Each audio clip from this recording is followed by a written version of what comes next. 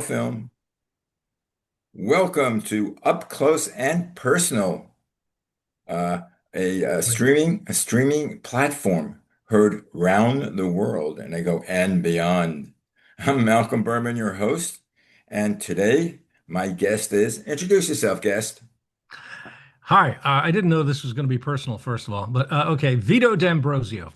Yeah, for some reason I know when I get screwed up in D'Ambrosio. I don't know why. I think I Well, leave it's I think I leave it's out a syllable. there's an apostrophe there, so that's Yeah. probably what's throwing you off. Yes, it's the correct pronunciation is D'Ambrosio, And but D'Ambrosio. yes, or as my elementary school colleagues would say, "Damn it, Brosio." Damn it, Brosio. Now, as I read your background, you were born in Yes, Italy. Was it I Puglia? was Puglia. Yes, Puglia. very good. By the way, well, the reason I know that is because there's a restaurant in Little Italy, Puglia's. And Here in LA's Little Italy, no, or no, are no, we no, talking New no. York? New York's Little Italy. Ah, okay. And it was a restaurant that they had family seating. So you Mm, went to long banquet tables and you yep. shared the bread with everybody, with strangers. And they had, it was a mom and pop operation. And they had the grandparents working there, and there was a Forced lady. labor. No. Yeah, no, no, the grandma was a singer there, Oh and my the God. grandfather played it wasn't the Accordion? guitar, it was a A mandolin, maybe? mandolin, and Oh, she would sing that's old wonderful. Italian songs, and of course everybody sang along with her. Just one glass of wine. That's all it Well, you takes. need one glass of wine. They uh, they had in the back they made their own wine. Oh my God. Yeah. And I think there was no label to it. You wanted a bottle of wine. They came bottle of wine. I think it was like, I mean, this is going back to the 60s and 70s. Ah, okay. I was gonna say I'm not sure you can get away with that right I now. don't know, Yeah. but I think the bottle of wine was like $4 or $5. Jeez.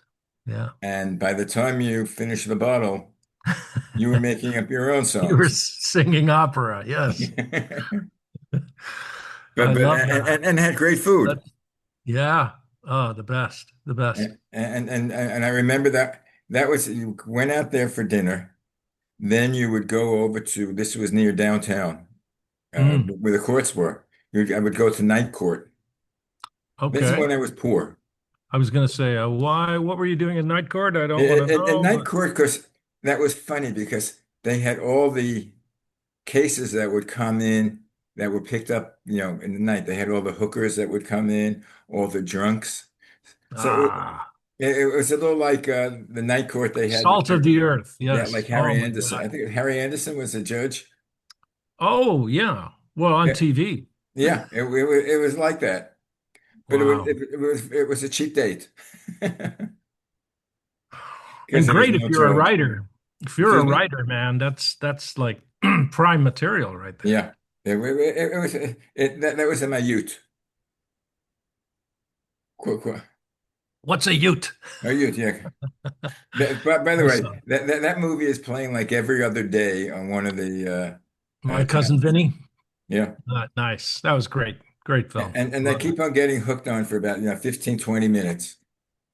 Then I said, okay. it.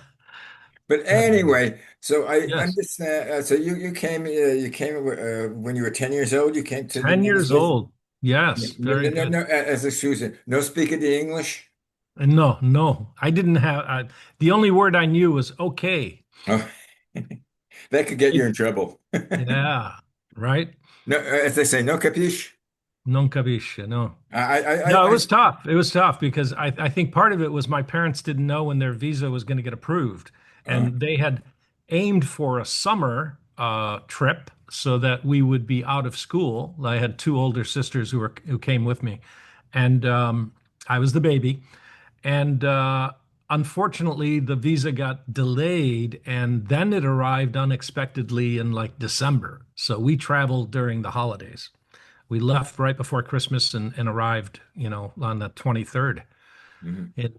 And so, yeah, that was part of it was my parents didn't know when we would go. And I really didn't know we were going to go until the visa got approved. And I remember my dad coming to school and saying to the priest, it was a Catholic church, Catholic school, and saying, Vito's going to America. And then the teacher quickly turned, okay, everybody, where is America on the map? And nobody, it was like, A lesson. but it was funny. That's the first time I'd ever seen, a map. Yeah. So, but yeah, I didn't speak a word of English. And fortunately, the ship had everything written in English as well as Italian. It was an Italian ship. But yeah, it's So fun that must have times. been some sort of a culture shock when when you landed it. You landed in New York, or Yes, yes. We actually took an ocean liner, a beautiful ship, and we landed in New York Harbor. I remember, I'll never forget, it was like a movie seeing the Statue of Liberty. And I remember her being lit up in colors, different colors. And it was also the first time I saw snow. And I was the kid that opened the sliding door and dove into the snow while everybody else was just like oh looking on. wow, And I wanted to feel snow, and it's kind of disappointing because it didn't feel like much of anything. It it turned out felt it was wet, cold and wet, wet. cold and wet. That was about it. Yeah. Did you live in New York, or did you go to Chicago? You had family No, in we had Chicago? my aunt, who was our sponsor, lived in a suburb of Chicago. So the intention was we took we took an ocean liner, and then we were going to get on a train. We landed New York Harbor December 23rd. We were going to get on a train and go from New York to Chicago. And fortunately, the captain of the ship heard this at dinner one night and said, "Why don't you fly?" And so he explained that you can trade your train ticket for a flight. And that's exactly what we did. Thank Same God. cost? Evidently, yeah. Wow. Yeah, trains aren't as cheap as you'd think, but it was quite the journey. So it was my first time on an airplane with these tall, beautiful stewardesses. My God, back in that day, they were all like dressed like Barbie dolls. Um, yeah, And they no, were all beautiful. exactly. Exactly. Here I am, 10 years old, going, oh my God. What year was that? 67. 67. Yeah. Yeah, those were the days. I Unbelievable. remember when I was, being a bachelor living in New York City. If I got set up with a stewardess for a Oh blind man. date, or a friend said, "Oh, I got this girl for you. She's a stewardess," I knew Yeah. it made my whole week. Wow. Yep. Yep. It was definitely a different time. Yeah.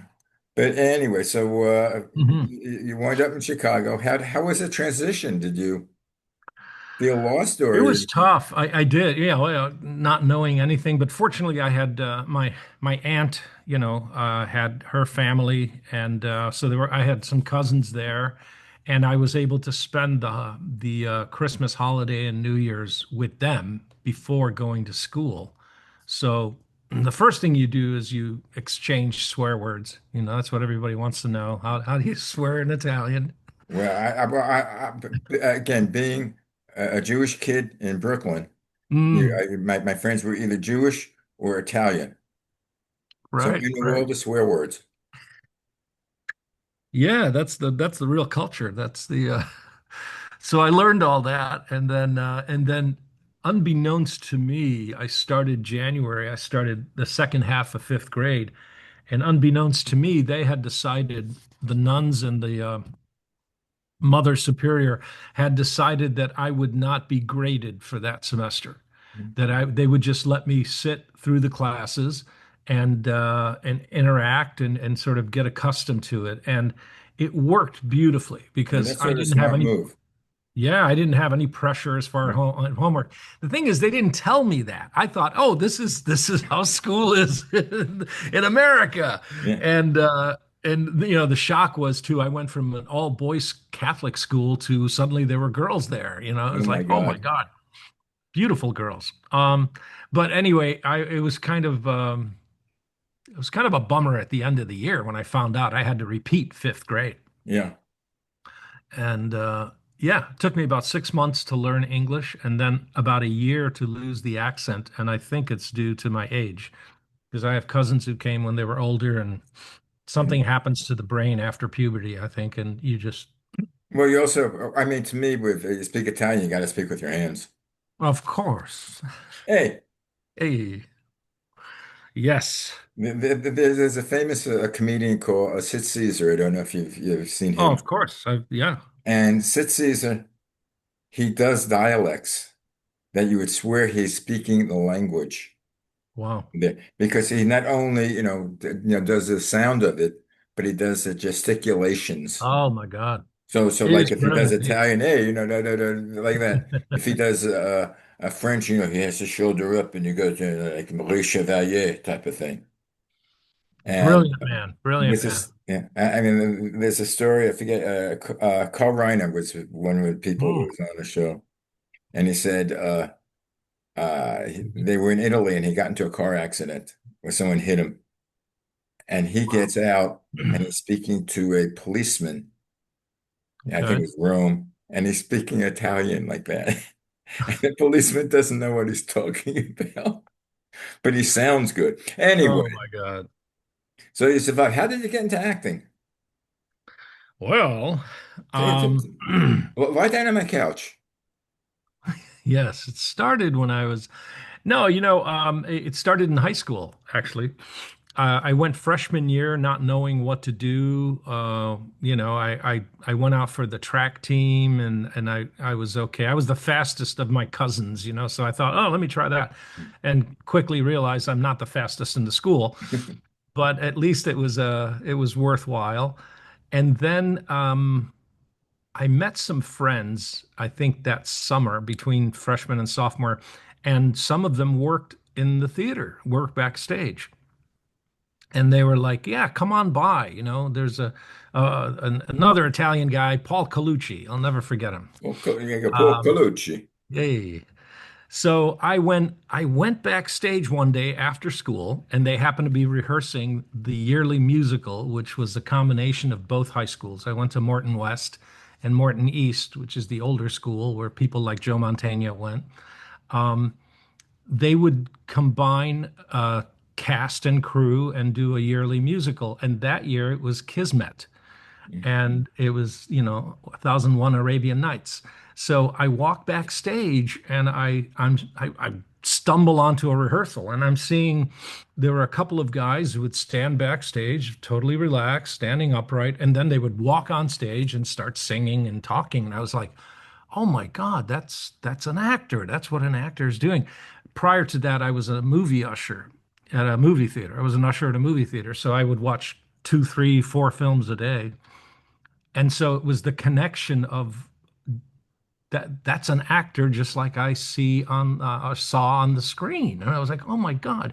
And then the harem exited stage right and walked paraded right in front of me. And it was like 10 or 12 of the most beautiful girls in both high schools Yeah. wearing, harem attire, which is essentially a bikini with veils. And I was just smitten. I was like, oh my God. So then I met Paul Well, and I don't know about the smitten would be yeah, the word, but we can't use it. They don't allow that language. I'm trying to be yeah, PC.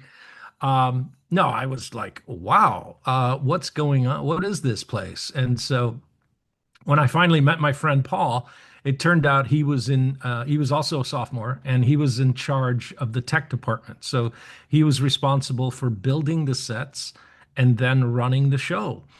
And so he gave me a tour of the backstage, and there were power tools and radial arm saws and this whole pile of lumber. And then he had drawings of what the set had to be.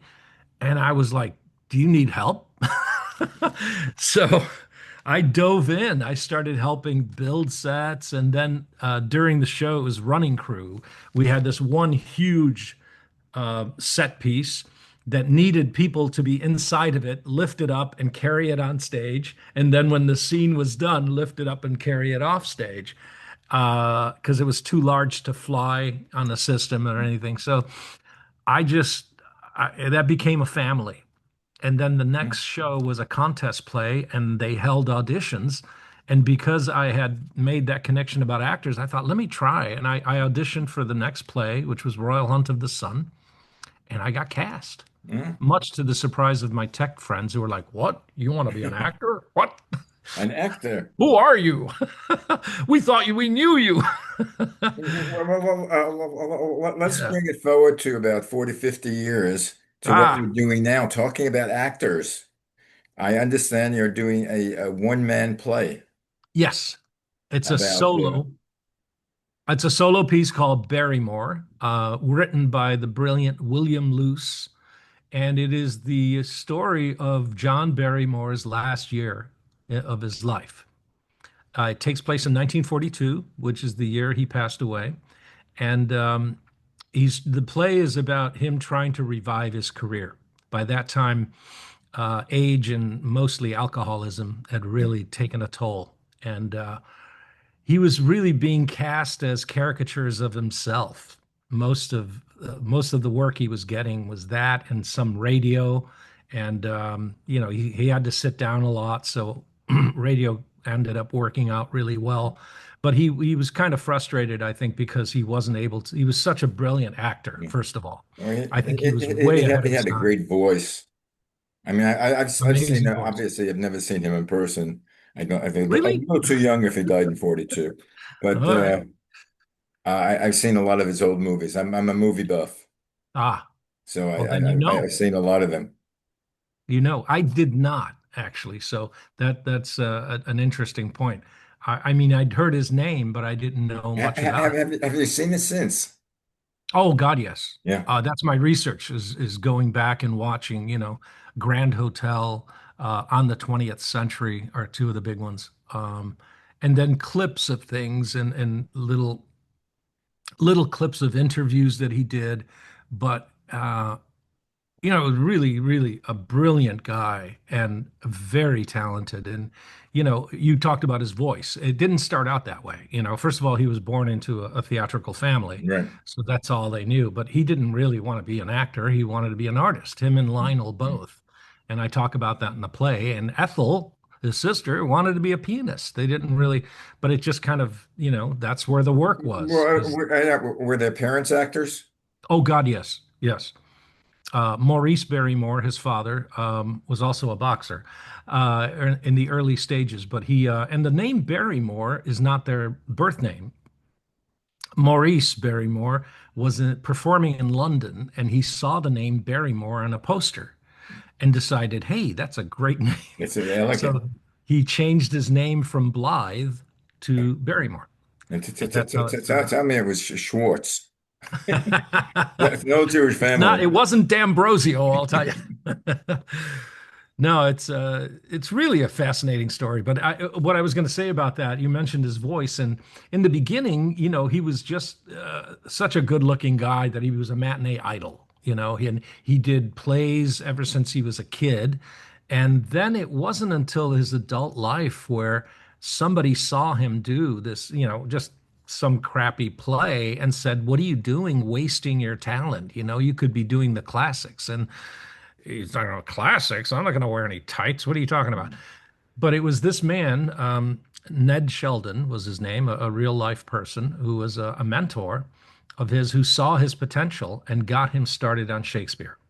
And that completely changed the trajectory of his career and gave him the tools to improve his voice and his acting. And that he did.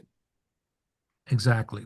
So just wanted to point out that when you say that and compliment, that wasn't always the case. In the very beginning, he was just, doing what paid. It was paying work. And it was, if you can imagine, I'm trying to think of a current matinee idol type of actor, somebody who's very handsome, good looking, and then just doing romantic comedy films, let's say. Someone like that suddenly taking on Shakespeare and not only taking it on, but killing. His first venture was Richard III. He worked with a British woman whose name escapes me, forgive me, but she worked on his vocal and diction and everything and got him up to Was that in theater or a film? theater. Theater. So he did Richard III. That would have been 1920, and it blew everybody away because no one expected it. They just thought he was just, a young, good-looking guy, but then the depth of his his acting ability really shone through, Well, he and it also became became a heartthrob. I mean, he was sort of like that's what I'm saying. He was a heartthrob yeah, before that, and then when he tackled Shakespeare, people were really surprised that this guy also had the chops you know, to do that and pull it off, and he was extremely successful. His Richard III, he just transformed himself. So he went from this, heartthrob to this menacing, evil character, and he broke box office records in New York. And then 3 years later, he tackled Hamlet and again broke records on Broadway from Booth and all the greats that preceded him, and went on to London. And to this day, Laurence Olivier, John Gielgud, Orson Welles all claimed that that was the best Hamlet they'd ever that was seen. their inspiration. Yeah. And I think he was way ahead of his time, if you can imagine, he was doing film and theater before the method, before, acting was it was a different style back then. And I think that especially the British were really impressed because he brought a vitality to it, which is probably closer to what we call the method now because he Yeah, was really more deeply and personally involved. And that just I think that helped change the face of acting, yeah, and it certainly helped cement him as like one of the best yeah. actors. I always thought acting was make believe. You pretend. Yes. Yeah. Yeah, I took I used to do documentary films back east, and I Mhm. wanted to find out what it felt like to be on a stage or in front of an audience. So I Smart took move. about a year of acting courses at HB Studios in the Village. Bravo. I never got so nervous in my life when I had to go on stage, and I had to do a scene just with the fellow students watching me. But I got nervous because I felt that everybody was going to judge me. Is he good? Is he bad? Oh, he's awful. He doesn't look good. He should, I Hmm. decided that I couldn't do that for a living. Well, that's part of it, that's definitely, and I think you have to come to terms with it. And I think the secret is that you really focus on what the character is going through, Well, what now, the given circumstances. what was your first big break? Oh my God. I'm waiting for it. Ah, I don't know. Okay. I do. One thing I can talk about is I started doing theater in high school and then went on to college and then worked at Steppenwolf in Chicago, and it was like a family. And I got to work with some very talented individuals, so I was very fortunate that way.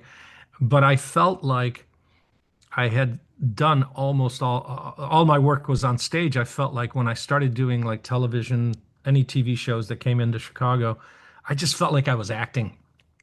And I ran into a new friend who had just graduated Rutgers and had moved to Chicago, and he had studied with Bill Esper, which taught the Meisner technique. And that changed my career and my life because suddenly I I was given tools to get out of my head, to get out of, oh God, what are people thinking? Or, oh, this guy sounds like this. And I don't know if you're familiar with the Meisner technique. It's considered one of the methods. that's Sandy Meisner. Sandy Meisner, Yeah. yeah. People refer to it as the repetition game, which is just the beginning block of it. Mhm. But the whole concept, which is true of acting, is it's about your partner. You're totally focused on what your partner is saying and what they're doing. So that alone takes the attention off of yourself, right? So once you start that and then you get involved with the circumstances, and sometimes you preset events that have happened to you or Mhm. to this relationship, and then there's really no time to be nervous. I mean, Mhm. nervousness is a wonderful thing, and I think if you don't feel it, I think you're in trouble. But having said that, you have to move on from it. Everybody feels it, and you just can't hang on to it. If you hang on to it, you're dead in the water. Well, But I think so it's when you ask big break, I'm sorry. Yeah. I was talking about that. I remember talking to a friend of mine, this guy, Hmm. Ron Silver, who was, he's an actor. Oh, brilliant, brilliant Yeah, actor. passed Yes, away I saw him on much Broadway. too young. But Agreed. anyway, I asked him about this nervousness, and he told me this story. I think he met Mm. one time Maureen Stapleton, Mm. and she was telling him Another solo. each night before she went on stage on Broadway, she threw up. She Yeah, was there are people who always still. nervous. But I Yeah, I had mean, so I don't think you're human. You're not human if you're not yeah, nervous, you because know? I have I so mean, much that's a respect for given. you guys, being a little of doing it. But Uh, when I go see plays, I just sit transfixed. That especially if it's somebody that I mm, know in the real world, and then I see okay. them on stage, and it's, oh my God, that's not them. They have a complete, when they Mm, come on stage, I know it's them, but all of a sudden there's somebody transform. else. But anyway, tell me Yeah. more about That's the the play and where no, is it? How no, can we well, get tickets? And let me finish. I okay, wanted to finish about you talked about the big break, and I think all that's right. what I was Sorry. long-windedly tried to get to is that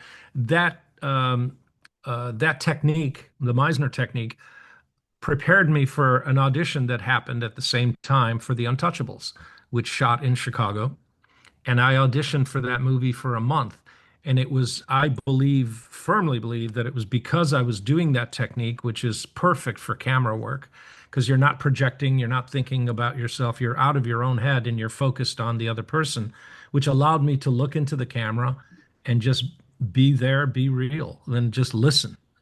And I that Brian De Palma auditioned me for a month, and then finally ended up creating a role in that. I ended up working on it for like 8 weeks, and he paired me up with Billy Drago, who played Frank Nitti, the guy in the white suit, and we ended up doing most of the dirty work for Al Capone. So Mhm. that was a big break, I would say. Yeah.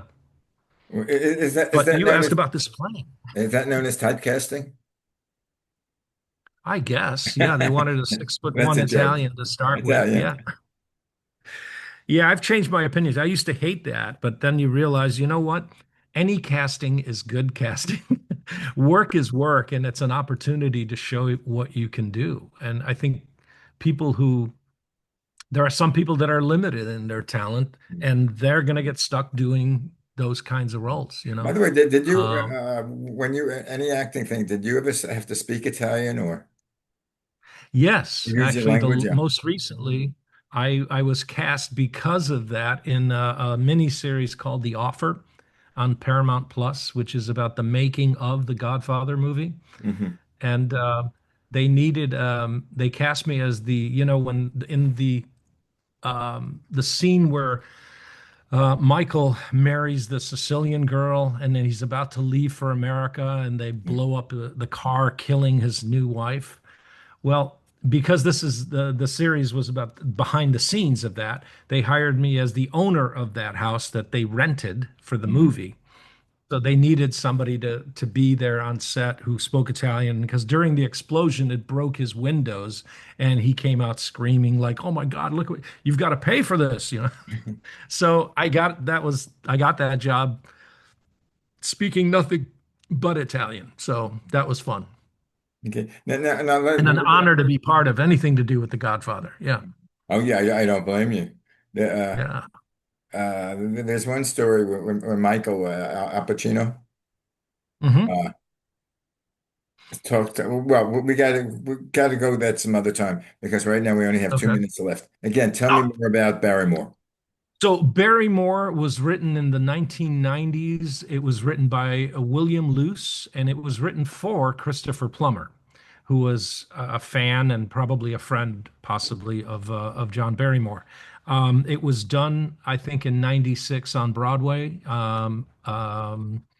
And I found it about 11 years ago, and just I couldn't stop laughing. It was a brilliant play, and I personally just connected with Barrymore's sense of humor, and I just right off the top, it hooked me, you know. And I spent about a couple of years trying to write my own solo play, and realized it could take a dozen years to do that. and then I rediscovered this play, and I was like, why am I trying to reinvent the wheel? This is such a brilliant play, and it's one of those things where you hear actors talk about something you can sink your teeth into. And this was it. This had everything. It has everything. I get to do Shakespeare and as well as retell stories of his life and his marriages, his four failed marriages. Um, but I just really connected with what I deemed a mischievous little boy. That's how I saw Hmm. him, and that's how I Well, try to portray him. So we are back at the Whitefire Theater starting September 18th for a 5 week run to October 16th, and it will be on Thursday nights at 8 p.m. And you can get tickets at the Whitefire Theater. Um, just go to their website and look up Barrymore. We'd love to have as many people see this. It's really a brilliant play, and so far the reviews I've gotten have been raves. The fantastic. first time we did it was part of Solo Fest, and the whole audience just erupted into a standing ovation. It was just really And unbelievable. how do you feel like then when you're Mm. on stage and you come out and at the end of the play you get a standing ovation? That must be an It's humbling. indescribable. It's really humbling. And I'm the type of person that kind of shies away from that and attention. So it was kind of, I wouldn't say uncomfortable, but it was bordering on, I just kind of like, thank you, thank you. I've got to go now. Yeah, excuse me, Because I to gotta me, go to the it's about bathroom. the, yeah, that's funny. That's in the play. But yeah, to me, it's about doing the work. I just get such pleasure and tremendous, what's the word? I don't know, pleasure out of doing It's the a work and portraying it. And it's a sense of accomplishment. Yeah, and it's such a deep dive into a character who is different than me, and I take great joy in that. That to me is what drew me to acting, is Do you trying to get in be. any part of his adventuresome and his sort of like screwed up life and You're gonna probably have to going, come. You'll be surprised, and you're gonna have to come see it. And then okay, maybe we can do another one of these talking yeah. about what you saw. No, it's a ride. It's a 90 minutes, and there's one 15-minute intermission, and it's essentially like a 1 hour monologue. Mm. Um, And which then is and why where's the theater again? the theater is in Sherman Oaks. It's on 13500 Ventura Boulevard, just east of Woodman Avenue. Huh? I used to live around the corner. That's how I found the theater Well, years ago. that's And actually Brian, that's how we met. Our kids were going to the same, what's the soccer? AYSO, AYSO, yeah. soccer. Yeah, yeah, yeah, yeah, exactly. So Just up the I live street from across here. I live across the street of the park now in Oh Sherman my Oaks. God. And every time Oh, I that's pass great. by or go there, it sends me back another, 15, 20 years. I know. It's like it was yesterday, right? Yeah, Beautiful, beautiful I time. miss those days. Like on the weekend, sometimes I said I have nothing to do. I remember the weekends we used to schlep the kids. I have two boys, a year, Yeah. 2 years apart. Yes. One Yeah. goes to one game, one goes to the other game. And I said, "Oh my God, I Yeah. can't wait till they grow older." Now they're older, and I go, Yeah. "Where are they?" Empty nester. I became a referee during that period, and it's something I continued doing to private schools and then for clubs. That was too much, but no, it was a wonderful time. Yeah, and Okay, camaraderie and meeting all the I was parents. like on the board of directors because I used to solicit funds for them, That's right. I remember. and And you were very, very nice about it. I'm still trying to solicit funds, but now it's for me and my websites. Same here. Thank you I'm very much. Again, my pleasure. the dates of the show are September. September 18th through October 16th on Thursday nights at 8 p.m. Are you interfering with anything with the Jewish holidays? And Forgive me, Father. then- I hope not. Yeah, I don't know. Yeah, I that's don't right up know. here. That's just it was the theater's schedule. All It's right. what they had available, and I chose Thursday nights. So hopefully not. But there's five of them, five Thursdays. So Fantastic. please come Well, see it. again, I shall look forward to going there and seeing you act, and we'll talk about it. Thank Anyway, you. thank you very much. And you're Pleasure. listening to Malcolm Presents. Actually, it's up close and personal on malcolmpresents.com. And we have a show a few years ago with you. All my shows That's on right. forever. This is you can't get once you do a show, you're on there for life. It's Okay. eternal. Anyway, thank you Excellent. very much, Vito. Thank you, Malcolm. Great to see you again. Bye bye.